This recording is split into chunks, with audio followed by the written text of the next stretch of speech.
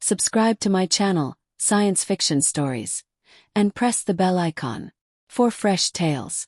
Alien commanders choose human. Repair bays. Here's the reason. The beacons of Star Haven. Station shimmered in time with the galaxy's silent rhythm. Vessels of every shape drifted in from hyperspace, some glowing like jewels, others scarred by battles and drifting stones. Bay 17, the largest craft in orbit, a massive dreadnought from the Tannan Imperium, slid into place with groaning metal. Its captain, a reptilian figure with bronze scales, unbuckled and hissed. "Humans," he spat to his officer. "Always humans. Why must we dock here?"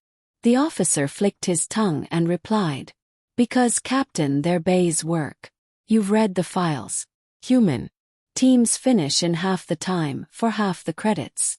The captain growled but stayed silent. He recalled his last stop at arrival. Station, 6 weeks wasted, crew grounded, hull patched with junk that failed at the first storm. Humans, annoying as they were, did things differently. The arrival. When the clamps locked, Captain Viros descended. With guards. He expected chaos. Human stations were said to stink, roar and lack order. Instead, a woman in crisp uniform greeted him with calm eyes. "Captain Viros of the Teton Imperium." "Yes," he replied tiredly.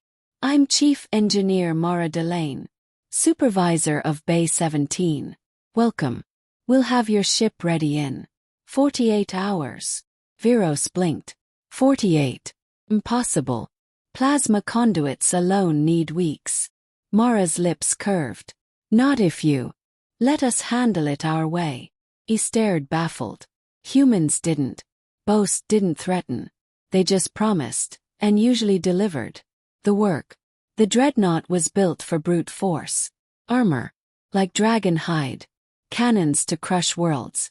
Reactors thundering with power. But it lacked efficiency. Humans swarmed it like surgeons mapping, scanning, working with humming tools. Viros watched from above, puzzled. They talked endlessly. Jokes, stories, arguments, yet never slowed. "What is this chatter?" he asked. "Coordination," Mara answered. "Morale. If they trust, they work faster. If they laugh, they stay sharp. Machines fail. Spirits shouldn't." Absurd to him, yet repairs flowed like a puzzle, solved in real time. Test. 2 days later, Mara held a datapad. "Your ship is ready, Captain." He snarled. "Impossible. You only patched it." "No," she said. "We upgraded it." Schematics glowed. "Your conduits now run through insulated lattice. Energy loss cut by 20%. Shields realigned to resist plasma bursts.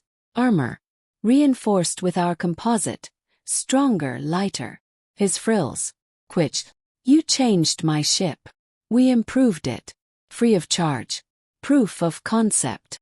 Suspicion lingered, but instinct whispered. "Trust. Prepare the ship for trial." Trial by fire. The warship tore into space like a predator. Viros ordered maneuvers that once strained systems. This time the conduits held. Shields absorbed fire. The hull flexed with ease. Mara had been right. Humans had reshaped his warship into something greater. Returning to Bay 17, he asked, "Why?" "You could have demanded triple." Mara shrugged. "Because when your fleet sees, they'll return. Word spreads faster than plasma fire. Humans don't win by numbers. We win by being indispensable." The secret. In months that followed, Viros saw a pattern. Every captain, Zereth swarm lords, Celtic traders, even nobles of Veari, chose human docks when they could. They claimed it was cost or speed. But there was more. Humans didn't just repair. They cared. They treated ships like living beings, reinforcing, anticipating, healing. And in their bays grew something rarer. 50. Hardened warriors laughed, drank, and swapped tales with human crews. No other dock offered this. Trust scarce across the stars was forged here through humor, respect, and will. Lesson. One night as stars gleamed, Mara said, "You still don't see it, do you? Why captains prefer us?" Viros hissed. "Because you're fast. Because you innovate. Because you're reckless." Mara smiled. "That's part. But truth is simpler. Others fix ships like machines. We fix them like homes. When you dock, here you're not just a client, you're crew even briefly. And when you leave, you're stronger than before." Silence lingered.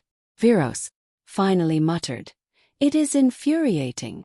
"Infuriating," she teased. He bared his fangs, almost smiling. "Because now I cannot dock anywhere else." Epilogue. The Human Edge. Months later, at a distant warfront, his dreadnought led the charge. Storms raged, enemies struck, yet the ship held. His crew trusted as never before.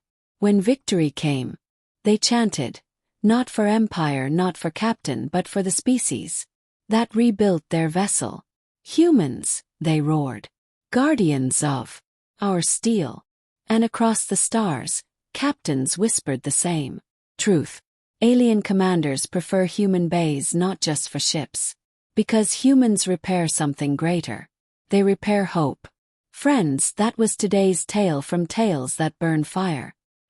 You enjoyed, subscribe and press the bell icon so you never miss a new story.